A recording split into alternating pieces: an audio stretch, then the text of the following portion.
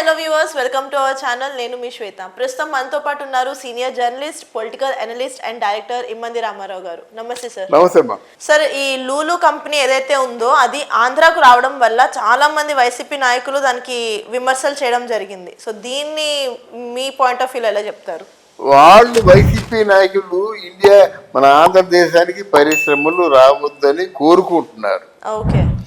దానికి సాక్ష్యం జగన్మోహన్ రెడ్డి ఏ పరిశ్రమ రాకుండా ఆంధ్రదేశం అంటే రక్తపాతం రా బాబు, నువ్వేం పెట్టుకోలేవురా, నువ్వు రావణ కాష్టం రగులుతుందని లెటర్స్ రాస్తున్నాడు. దానికి అనుకూలంగా మాట్లాడతారు. లులు కంపెనీ వచ్చిందంటే 10 బ్రాంచీలు పెట్టినట్టయితే కనీసం 500 మందికి 5,000 మంది కనీసం 5,000 మందికి ఉద్యోగాలు వస్తాయి కదా. అది మంచి కాదు.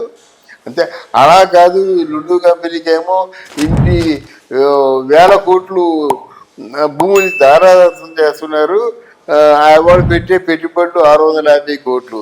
నీతో చెప్పాడా? నేను 650 కోట్లే పెడతానని నీతో చెప్పాడా? అంటే నువ్వు నోటుకొచ్చినట్టు మాట్లాడితే అర్థం ఏమిటయ్యా? అంటే ఏమిటి, చంద్రబాబు నాయుడు ఏ పరిశ్రమలు పెట్టలేరన్నా నీ ఉద్దేశం? వాళ్ళు చక్కగా ఎంఓయూ రాసుకున్నారు, 10 బ్రాంచ్లు పెడతారు. తెలుసు చంద్రబాబు నాయుడికి భూమిని ఎలా ఉపయోగించాలో, పరిశ్రమలు ఎలా తీసుకురావాలో తెలుసు. నువ్వు చెప్పాల్సిన అవసరం లేదు. వచ్చిన పరిశ్రమలన్నీ చంద్రబాబు నాయుడు తాలూకు హయాంలో వచ్చాయి. నీ హయాంలో ఆ పరిశ్రమలు నీకు లంచాలు ఇచ్చుకోలేక, కమిషన్లు ఇచ్చుకోలేక అమరరాజా బ్యాటరీస్ అనేవి తరలిపోయాయి. మళ్ళీ ఇప్పుడు ఏదో వస్తున్నట్టు చూడు, మంచి చెడు చూడు. దాన్ని విశ్లేషించడానికి స్క్రూటినీ కమిటీ ఉంది కదా.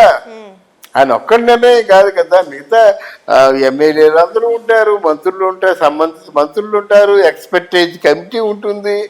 మనం ఎంత ల్యాండ్ ఇస్తున్నాం, ఎంత మనకు వస్తుంది, ఎంత రెవెన్యూ వస్తుంది, ఎంతమందికి ఉద్యోగాలు వస్తాయి, అన్ని ఆలోచించుకుంటారు. కానీ జగన్ కి ఎందుకు అని అసలు ఆంధ్ర డెవలప్ అవ్వడంలో ఇష్టం లేదు. మీరు అన్నట్టు ఆ లెటర్స్ ఎందుకు రాస్తున్నారంటారు ఆయన? ఆ లెటర్స్ కుళ్ళండి, నాకు కన్ను పోతే పర్వాలేదు, ఐఎమ్ హ్యాపీ. వాడు ఈ 2 కళ్ళు పోవాలని కోరుకునే మనిషి జగన్మోహన్ రెడ్డి. పోనీ నాలుగు ఒక కన్ను బాగా కనబడటం లేదు, తీసేయండి. ఆడు మాత్రం 2 కళ్ళు తీయండి అంటే మరి దీన్ని ఏం చేస్తాం మనం? ఆ నైజం అట్లాంటిది. ఇంతకీ ఆయన ఏమన్నా నెక్స్ట్ ఎన్నికల్లో గెలుస్తాడంటే గెలవడు. ఎందుకంటే గెలిచే అవకాశాలు లేవు.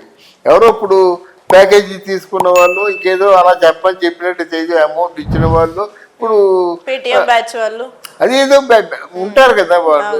నెక్స్ట్ జగన్మోహన్ రెడ్డి వస్తారని ప్రచారం చేయిస్తారన్నమాట.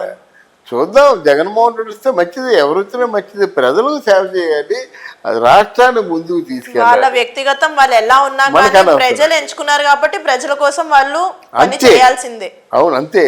అంతేగాని టైంని వృధా చేయకూడదని నా ఉద్దేశం. టైంని అందుకే నేను పవన్ కళ్యాణ్ తాలూకు దీక్ష డ్యూరేషన్ గురించి కూడా చెప్పాను. 13 రోజులు 40 రోజులు దీక్షలో ఉండిపోయినట్టయితే వాళ్ళకి కొంచెం లోకుగా ఉంటుంది. మీరు చేయవలసిన పనులు చేయరు. దీక్షలో ఉంటే ఏ పనులు చేస్తారు? ఎవరో పిఏలో ఎవరో చేస్తారు. అంటే ఎంత నిర్ణయాలు తీసుకోలేరు కదా, పనులు ఎక్కడ స్తంభిస్తాయి కదా. అది చేయాలి. అంటే ప్రజాసేవ ఇది, అంతేగాని డబ్బులు కూడేసుకోవడం, డబ్బులు వెనకేసుకోవడం కాదు. అది గుర్తించాలి ఎవరైనా సరే. ఇల్లు పరిశ్రమ వచ్చిందంటే అట్లాంటి 10 పరిశ్రమలు రావాలి, ఐటీ పరిశ్రమలు రావాలి.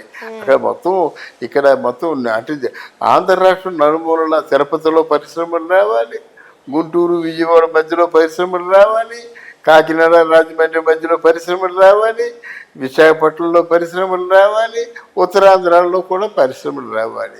ఒక 6 major companies, 6 major projects establish అయ్యాయంటే ఆంధ్రదేశం పచ్చగా ఉంటుంది.